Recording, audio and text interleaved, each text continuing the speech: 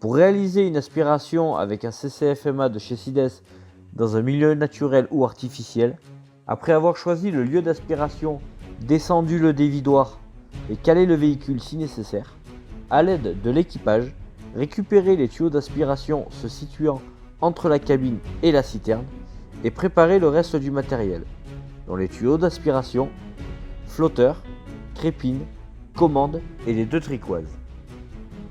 En partant de la crépine, montez la ligne d'aspiration en serrant chaque raccord à l'aide des clés.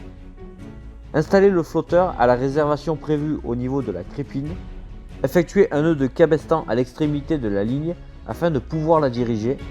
Raccordez chaque raccord en contrôlant qu'il soit propre et que les joints soient bien présents.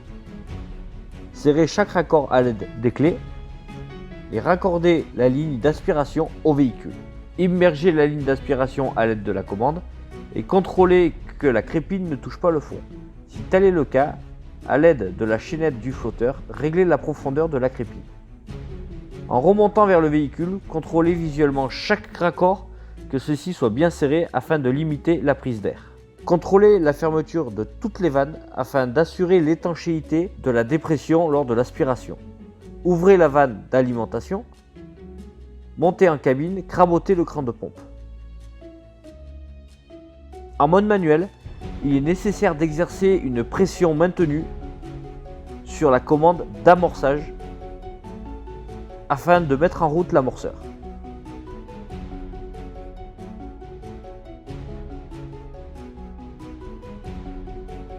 Contrôlez le vacuomètre, que celui-ci vous indique une dépression. Contrôlez sous le véhicule que l'amorceur n'évacue plus que de l'eau, ce qui vous indique l'amorçage de la ligne d'aspiration. L'amorçage est considéré comme réalisé lorsque la pression de refoulement est à un minimum de 2 bars. Ouvrez progressivement le refoulement afin d'éviter le désamorçage et augmentez à la pression voulue. En cas de besoin, il est possible d'aider l'amorceur en accélérant le régime moteur à un maximum de 1500 tours à la minute. Par sécurité pour la mécanique, l'amorçage ne doit pas excéder 60 secondes. Si tel est le cas, contrôlez la ligne d'aspiration en partant de la crépine. Pour amorcer en mode automatique, une fois la pompe crabotée, appuyez sur l'interrupteur mode automatique. L'amorçage se réalise alors automatiquement par le véhicule.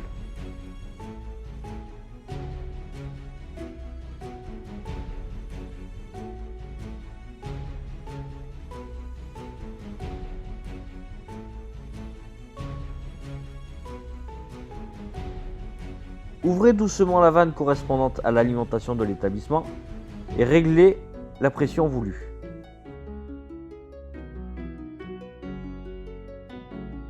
Lors de chaque amorçage, contrôlez que la vanne pilote s'ouvre automatiquement afin de faire la liaison entre le corps de pompe et la ligne d'aspiration et l'amorceur. Si celle-ci ne s'ouvre pas, exercez une pression manuelle. En cas de pompage dans un lieu où l'eau est chargée, limitez l'ouverture du rotour-tonne afin d'éviter de charger la tonne d'eau sale. Et si possible, ouvrir la LDT afin de créer une circulation d'eau pour limiter la surchauffe de la pompe. Pour démonter la ligne d'aspiration, faites chuter la pression. Si besoin, arrêtez le véhicule le temps du reconditionnement. Ne pas arrêter le véhicule à l'aide de l'arrêt d'urgence, celui-ci n'est pas un arrêt moteur.